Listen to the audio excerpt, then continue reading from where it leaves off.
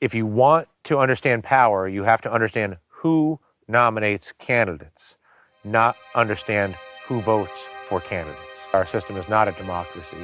The percentage of our population that participates in the nomination process is literally less than 5% of the population, and really less than 1% of the population. If I was in control of the nominating process of everything that everybody ate, and I always nominated cheeseburgers or fried chicken, and I told you that it was a democracy and you could eat anything you want as long as it was a cheeseburger or fried chicken, would that be a democracy? I could sell it to you as a democracy because I don't decide whether to eat cheeseburgers or fried chicken. You get to vote in a very large and well-publicized election as to whether we're going with fried chicken or cheeseburger. And people organize into very tribal groups, being very anti-fried chicken and very pro-cheeseburger, or they'll explain to you exactly why cheeseburgers are going to be the end of the world and why fried chicken's going to save you.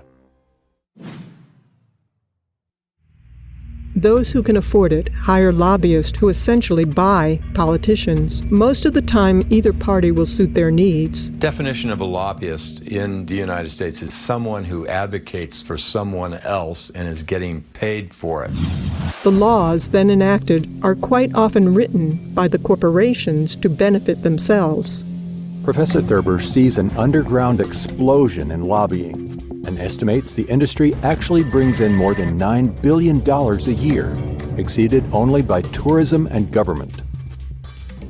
The reason that we aren't changing things right now is the banks have lobbyists in Washington in numbers I've never seen. Lobbyists are strictly there to buy access. They are not there to enhance the democratic process. Families and working people just don't have that kind of representation, power, or influence to look after their needs. They've designed the system to reinforce and, in a sense, finance themselves based off of special interests. Well, I think that generally the laws in this country are written by the wealthy and the powerful because, I think by definition that's who controls the legislatures and the commanding heights of the power system in this country. And that's a scary reality because you can pay your way into having laws implemented that serve you and your corporation as you would like them to serve.